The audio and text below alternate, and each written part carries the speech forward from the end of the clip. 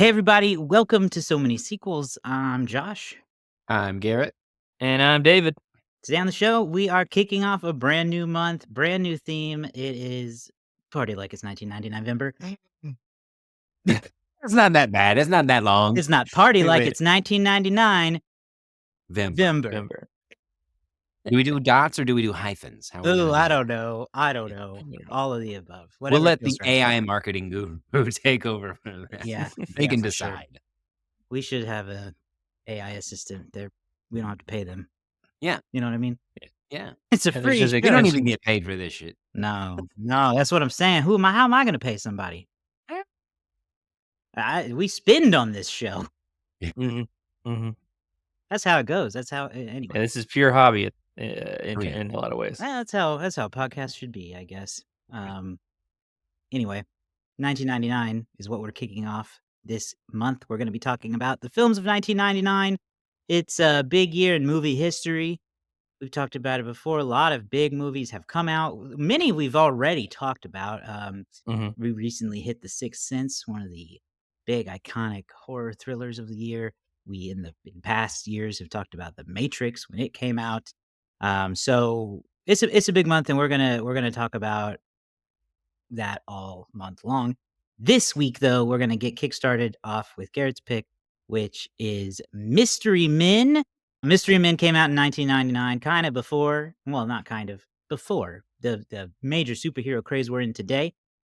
Superhero movies were a lot more child friendly and comic book heavy in the 90s. So we'll be talking about that more. But Letterboxd describes this movie as when Champion City's hero, Captain Amazing, is kidnapped by the recently paroled supervillain Casanova Frankenstein, a trio of average everyday superheroes, Mr. Furious, the Shoveler, and The Blue Raja. the Blue Raja. It cracks me up every time. Assemble a new super team to save him. All right. David, how did this movie do in the box office? Well, to say it short, not well. No. Yeah. It opened August 6th, 1999, and this will sound like a very familiar weekend because we just talked about this weekend. This Mystery Men opened in the number 6 spot with $10 million. Number 1 movie that weekend was The Sixth Sense, which brought in 26.6. That was its opening weekend as well. Blair Witch Project was at number 2 with 24.3. Runaway Bride was at number 3 with 20 million. And The Thomas Crown Affair was at number 4 with 14.6. Rounding out the top 5 that weekend, just ahead of Mystery Men, you had Deep Blue Sea with 11.2 million in its second weekend. So 10 million, that's about the equivalent of an 18.9 million open today. So kind of the equivalent of like Terrifier 3 this year. It's United States run. It only made $29.7 million during that time, which is the equivalent of about 56.3 million today. It brought in 3.6 million overseas for a worldwide total of $33.4 million. That's not good on an estimated budget of $68 million, which would be the equivalent of about a $128 million movie today. Oof. So overall, just a really bad box office performance. Didn't even come close to making back its budget. I tried to look for a comparable movie from 2024, and the closest I could find was Argyle, Matthew Vaughn's Argyle, that released earlier this year, which did not bring in much money and on a nearly $200 million budget. Goodness. Yeah, the Stop year-end finish. making those big budget movies, boys and girls. Yeah, this gotta one- stop. We'll talk about as we talk about the episode. We can kind of talk about how this movie just didn't find its audience. Whatever audience they were looking for, they just did not find it. You go to the top movies in 1999.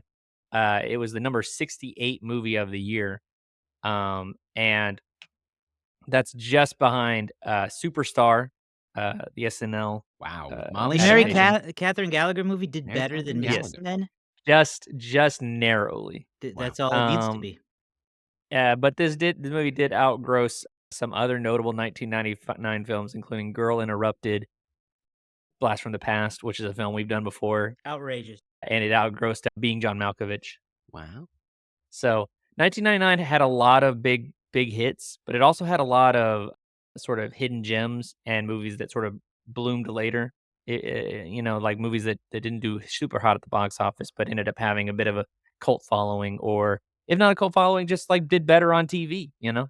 So anyway, that's your box office wrap up for Mystery Men. Mm.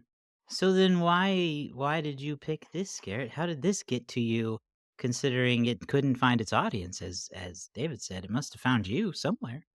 If I could tell you how I found this movie, I would love to, but I just can't. Truthfully, Mystery Men has always been around. Truth, Mhm. honestly, Kel Mitchell. He's the through line here. I'll just start with that. If it was 1999 and it had Kel Mitchell, it had me. I was the audience. Signed, sealed, delivered. I'm gonna go see it in some way, shape, or form. Outside of that, I don't remember how I found it, but I have always very much been in the cult following that has loved this movie so much. The cast is amazing, and the reason that I decided to pick it for this particular theme, truthfully, is David's fault, if you want to be real, because I wasn't going to do it. I had been thinking about it, and I'm like, I can't pick Mystery Men. 1999 has got so many good movies. Can't go with Mystery Men, despite the fact that I love it.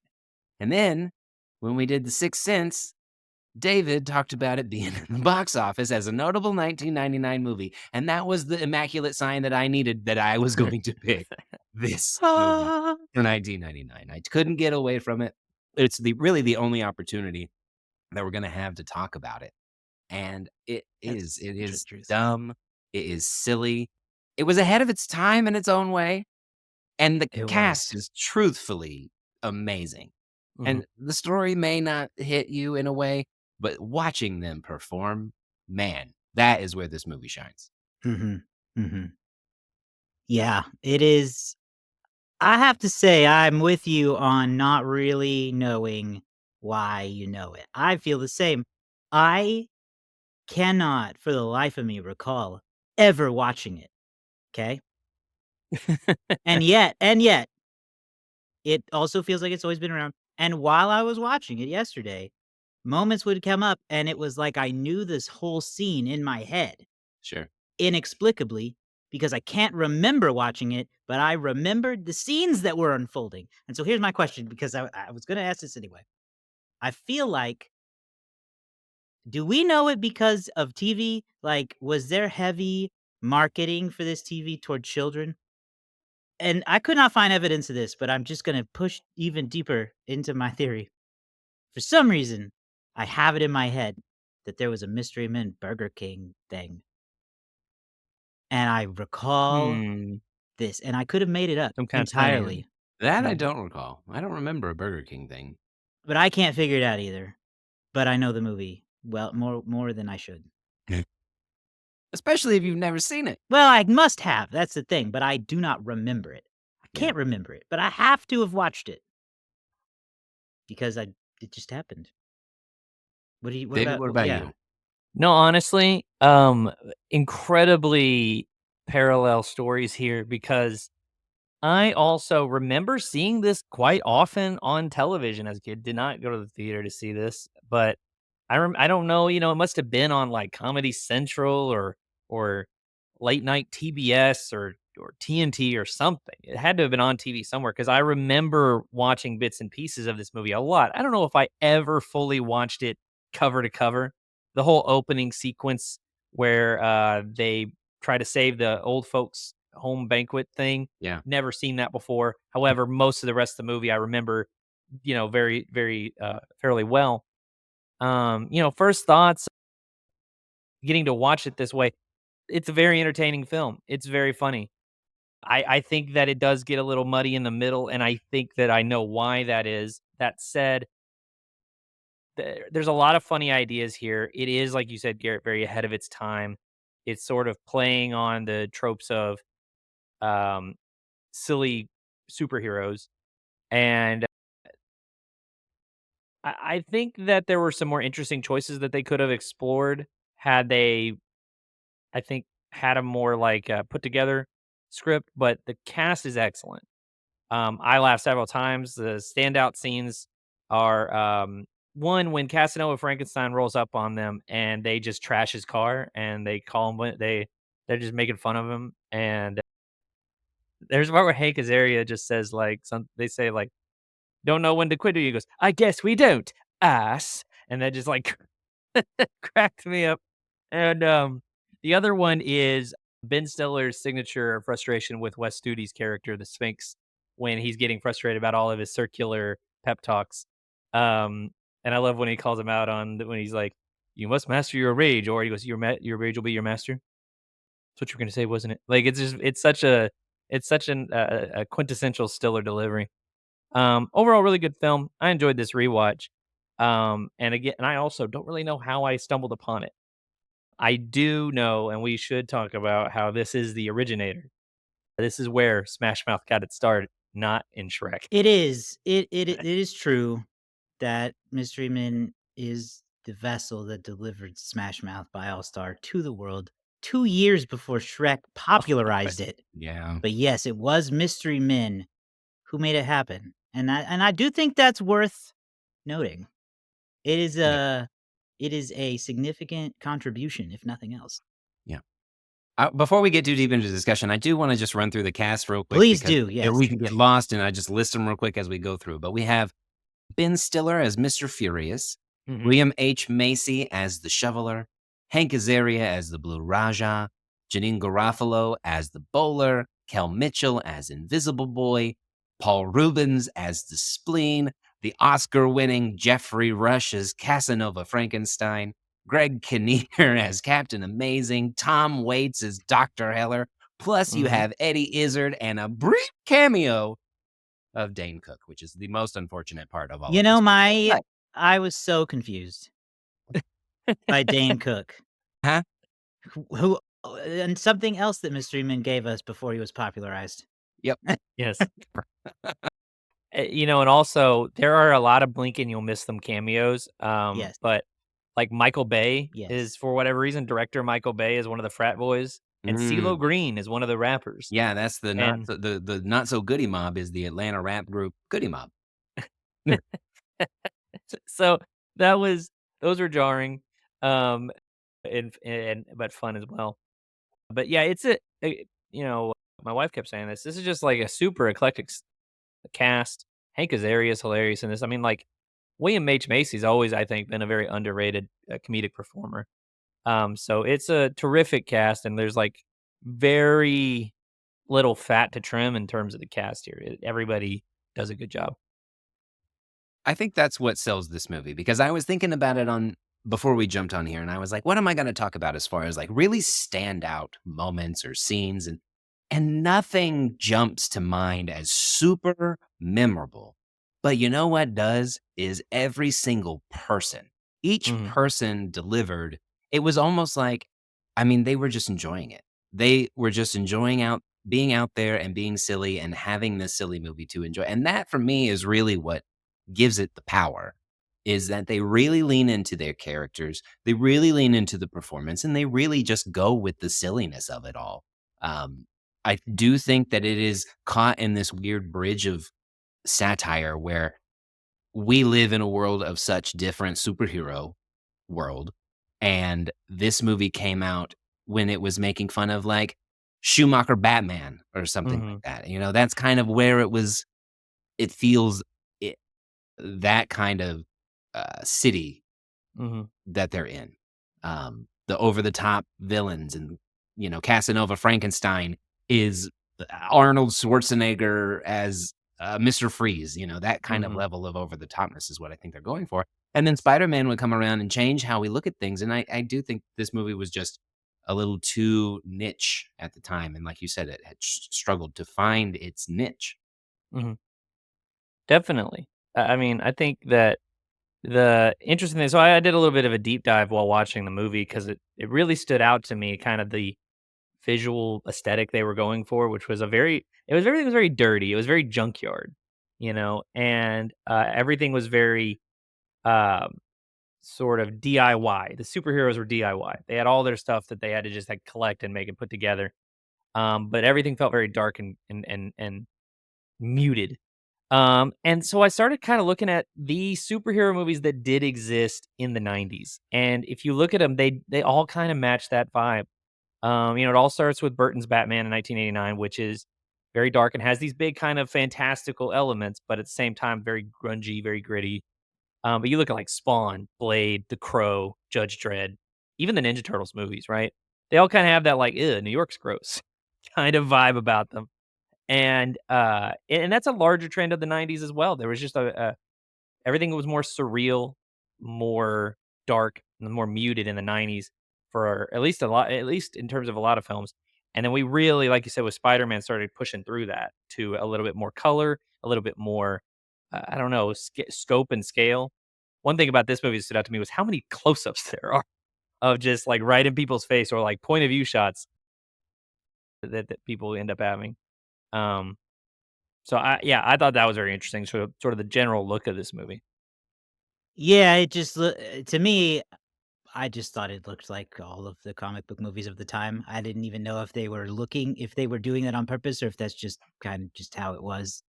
Mhm, Where I thought it was before its time was in how it critiques the overabundance of superheroes and a time where there wasn't an abundance of superheroes yet. Yeah. Um, People weren't overwhelmed with it. You know, no one was talking about superhero fatigue in the '90s. Probably don't quote me on that. I was a child. Someone will find a way. But anyway, you know, the whole concept of this is that Captain Amazing Captain has Amazing. mhm, has done so well that there are no more bad guys really for him mhm, to deal with, and he's got his super suit all sponsored out, just like they do on The Boys now today, if you watch that on Amazon Prime. I thought, "Oh my mhm. gosh, that's like wow, didn't know that or never made that connection." So it's kinda cool to see that 25 years No, before definitely. it would be popular, because The Boys is a popular show now. It would not be Mhm. considered a cult hit, I don't think. Yeah. So there's No, all definitely, this yeah, more. about,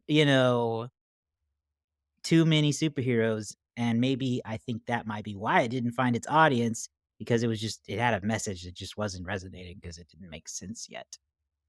Yeah, it's kind of it's a bit more cynical as far as a superhero movie goes, it's very there's sort of a corporatism and the idea of, you know I think that they could have gotten more out of this idea of Captain Amazing basically freeing a supervillain so that he has something to benefit from. I think they could have gone deeper into that as a sort of like a dark side of superheroics, but at the same time, the focus really is on our main crew of characters, and I can understand that probably they just didn't feel like they had time to really mess around with Captain Amazing too much. But that was a really interesting premise for him to be like, there are no more worlds left to conquer, no more bad guys left to defeat. Him reminiscing about, man, Casanova Frankenstein. Now there was a villain. There was a guy had the voice, had the charisma, had it all. Yeah. So I think that they could have done a little more with that, but still, like you said, very reminiscent of what the boys would go on. A lot of the themes the boys would go on to pick up, while still managing to not be, I guess, hyper violent. Yeah, I appreciated Tom Waits' character because the one thing that this movie did is really highlight that the street level heroes, if you will, if you Mhm, want to equate it to the Marvel universe, these are the Daredevils and the Luke Cages and the people who patrol the streets. And Captain Amazing is the Iron Man that's like way over here trying to be that. Um, but they did a really good job of highlighting the non-violent or the non-lethal aspect, but making that really what I found enjoyable. mhm, Tom Waits' character, Dr. Heller, as the crazy mad scientist who has built the tornado in a can and a flamethrower and a shrink ray or whatever, and makes all the people's clothes fall. It's funny. It's humorous. It's something different. And that is what mhm, this movie really, again, it goes so far out of the box of silliness that it's kind of like, that would actually be a good idea. mhm. I'd like to see a break out of these characters were it that time or where they come out and be like, you could have some fun with these kinds of characters doing something. But for me, I think that Jeffrey Rush as Casanova Frankenstein is, I mean, he's amazing in that role. Like, he leans into the craziness, absurdity. His flamboyance is unmatched. And he's also scary. Like, he does such a great job of hitting all of the ranges. He delivers a heck of a performance. Yeah, it's kinda hard to picture someone else in the role after having watched the movie once through because he does just kind of he does what he can to just own this, and he feels very classic mad scientist style villain while also he's got a little camp and a little humor to him about him too, him riffing on with the Disco Boys and all the other gangs in town. Um, I was doing some reading, and apparently they did look at, or at least they did consider, Ving Rhames for the role, which also I think would have worked. But they also looked at Vince Vaughn, which I don't think would have worked as well as either of those other two suggestions. Yeah. I was No. Did you guys have a favorite particular hero that you enjoyed? At least their powers or how they presented them on I screen? mean, I laughed the most at Hank Azaria. Mhm. Yes. He was the most entertaining to watch. He definitely stands out because he can do so many different voices, and it's funny to see him go and his interaction with his mom specifically, where he is such a a different person than when he breaks that character the first time, and he's just Hank Mom. Azaria at the end. I mean, that comes out of nowhere and it's so funny. It's quite enjoyable. Um, No, I I like Wes Studi as the Sphinx. Mhm. Tulsa's Mhm, or Oklahoma's own Wes Studi. It's Yes. always mhm. nice when he shows up into things. And his, again, circular talking, man, it is just generic football coach speak. Yes, and it drives Mr. Furious crazy. Furiouser, one might say. Even madder. Rage Furious. building. I gotta say that, first of all, in this house, we're big proponents of Hank Azaria is, like, wildly underrated and really should get more stuff. But, I like Ben Stiller. I actually ended up really, I think, enjoying Janine Garofalo as the bowler too, Yep. Yes. because I didn't really expect because I remember that bit as a kid because I remember the bowling ball with a skull in it. But that actually ended up being a much more there ended up being a much more of a through line with that character than I thought because, like, she has this uh, dynamic with her, listening to her father talks to her, and no one else can hear. And I like that at the end they kill the guy. She's like, "Okay, I'm going back to grad school." That was what we talked about, Yeah. you know. I Well like that done. she actually seems to have a power. There's a supernatural ability there about that ball Mhm. that gives her an actual power. I know. Kel Mitchell, Invisible Boy, did turn invisible, Mhm, yeah, has a true. power. Mhm. Paul Rubens, cursed, but as the spleen, has Mhm. a power Yeah. unmatched by those, Correct. unless it's former co-host Andrew Nichols. But, but just kidding. Um, Mhm. the main three don't really have a superpower. Like Not the really. shoveler, he can hit you in the face with a shovel. The Yeah. Blue Raja can throw silverware. That's all right. I Yeah. mean, he can throw silverware into a wall with some accuracy. That's fine, but Yeah. I wouldn't call that a power. And then, yeah, Mr. Furious just gets mad, and he also realizes he doesn't have a power. But I do think it's funny that the three that started it are the ones that have like really Yeah. no power whatsoever.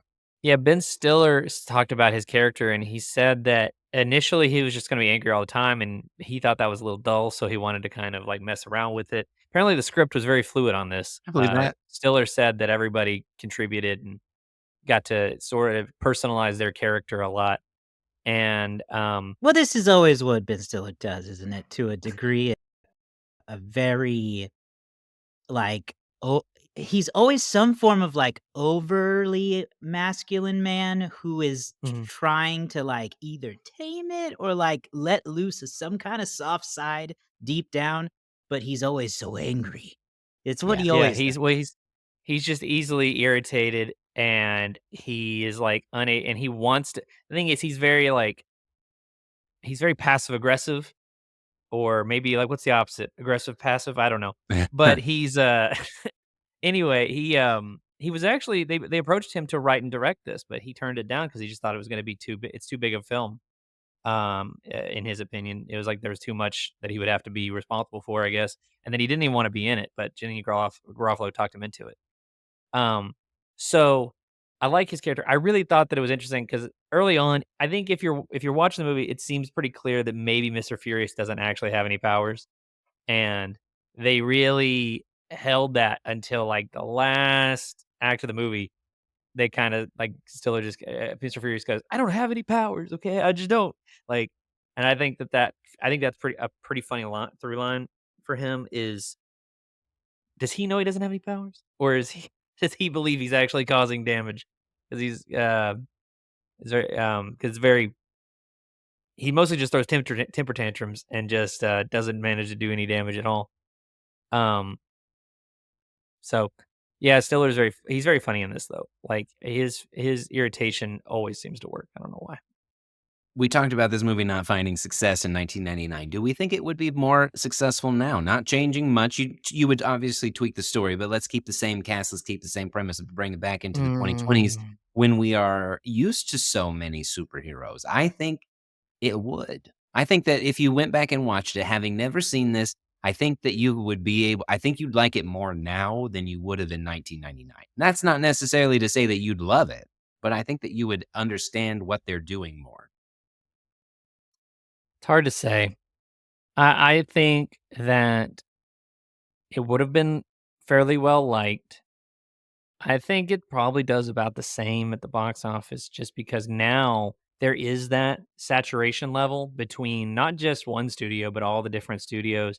There have been some superhero projects that have come out that have just like made no dent, and they have, you know, in theory, somewhat recognizable net characters and names. So I don't know. Like, I'd like to think so, especially if you really, I think you'd have to really pitch this as being a comedy, but then comedies themselves don't do that well these days. So I don't know. Um, I think that maybe if it was, unfortunately, I feel like today this movie would be like a Netflix or Amazon exclusive. Yeah, I don't know. It's too hard for me to think about it because I don't know how different would it have to be? Because I feel like The Boys works because it leans into how vulgar it is, and I don't and Mystery Men's version of vulgar is farts. And Mhm. so, like, would that change, you know? Because I don't Yeah, know that farts would sell today, yeah. but maybe if they Yeah. That's yeah, I don't always know, so. Mystery Men you is more know? crass than vulgar. Yeah, yeah, yeah, for But sure. I'm not sure. I mean, I think it would be liked though. I think that there's always interest for satire, if you will. And today there's almost more stuff that they could work with because this is obviously 1999. This is a mild satire of superhero films of the day, but it's honestly more of a satire of just superhero comic books at the time because the movies outside of say the Batman franchise or the one-off movie here or there from something else hadn't really exploded to like being sort of one of the more dominant genres at this point. So it was kind of a criticism of comic books in general, Mhm. or at least the superhero idea. I mean, it's based on a satire comic book. So Hmm. with the flaming carrot, which is does not make a the flaming carrot does not make an appearance in the film, unfortunately, but Missed opportunity, it sounds like. it sounds like he has a big head that's a carrot. Wow. It's full of a lot of weird of people with weird superpowers. That's the joke. Well, do we wanna get toward our final thoughts on this movie? I do not Yeah. have anything more to add to it. Like, kinda like you said, Garrett, there's just nothing memorable moment-wise, No. and it exists, and I Yeah. guess I'm glad it does. Yeah, the story itself isn't the strongest part, obviously. It is the character development, if you will, and not even that's a stretch if but for lack of a better word, the character development that we get from these performers. That's where it shines, that's where it sings, and that's truly, honestly, I'm okay with that. Yeah. Yeah. Yeah, so, I mean, I'm on those grounds, I agree. I think it's a very entertaining movie. It's not necessarily like it doesn't overcome some of the baggage of the middle, I think, because there's this sort of period in the second act where, like, they find Captain Amazing, spoiler alert, they accidentally kill him, and then they, like, have to go the all is lost moment takes a little too long for me. I mean, So the movie's 2 hours long, it's too Yeah, long. it's yeah, It surprisingly it's long. our longest movie of the month, Yeah. there you and go. that shouldn't happen. For me, I think the best I can really give this is a 3.5 because I do genuinely laugh. The performances do carry a lot of it, but yeah, I think there's a lot of missed opportunities with it. Yeah, I don't disagree, same rating, half star at the very least for nostalgic purposes, but 3.5 from Mhm, me as well. mhm. Okay. I'm gonna give it a 3. I don't think I ever really wanna watch it again. Like, I laugh sometimes, but it's like, well, uh, I get I that. guess maybe another 25 years will go by and I'll forgot that I had watched it all over You again. know what I mean? You're like, "Whoa, this movie's way ahead of its time." Hey, you Right, bought it, so hopefully. you may as well I watch it again. exactly, I've got Yeah. it in my Apple library now, so, yeah, I'm gonna do 3. Well, did you give it okay, yeah, you both gave 3.5, that's right. Mhm. Sweet, alright, well, let's, go over and see what Letterboxd thinks of Mystery Men. Um, It's gonna be mixed. you think so? Mhm. See, there's a Like, there'll be a 5-star followed by, like, a 2.5. oh, maybe. 3.5 stars, BRB, gonna go join a disco gang. Mm, 3 stars, I really missed a golden opportunity when I failed to name my son Casanova Frankenstein. it is a great name. 2.5 stars, charming at the start, but the jokes start to run thin around 40 minutes in. It's a 2-hour movie, you do the math. And then finally, no rating, but the most popular review is this movie gave us Smash Mouth's All-Star. Yeah, there So, you Yeah. go. Body. So, Josh, you are, is it currently me? in last place, but you're only down by 5 points to me, 3 points to Garrett, so this is anybody's race at this point with several movies left in the year. What is your guess? 3.1. Mm, Mm.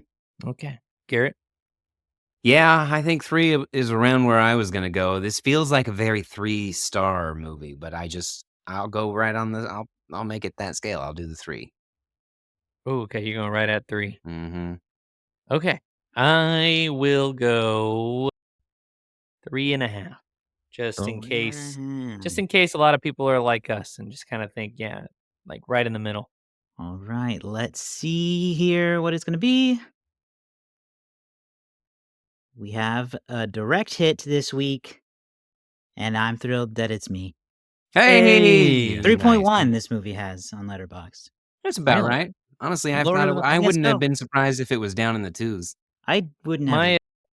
my initial thought was gonna be 3.3, that was what our average was, but I was like, let me push it up, maybe we're in the minority." Not this time. Mystery Man, a direct hit, that actually ties. Whoop. Garrett and Josh are tied at 17, Whoa. behind me by 3 with, something like 8 to 9 movies left in the year. What David Wow. does know, because I've said it to his face before, is that it's really Josh and I versus David. Mhm. Yeah. Our only goal is to make sure you don't repeat. So as soon as one of us takes the lead, my or his job is to just tank you however we can. We'll Correct. see. Correct. We'll see. Many have tried, few have succeeded to slow down the guessing guru. Yeah. Yeah.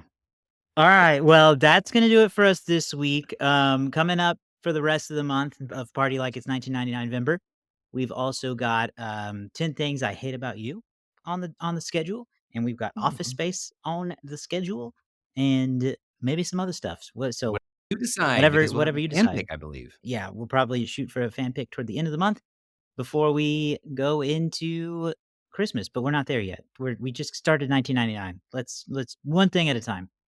Find us online at SoManySequels.com. Follow us on Instagram at SoManySequelsPod. You can find links to all of our socials and our past episodes on our website. And also be sure to subscribe to us on YouTube. Help us meet our next subscriber goal.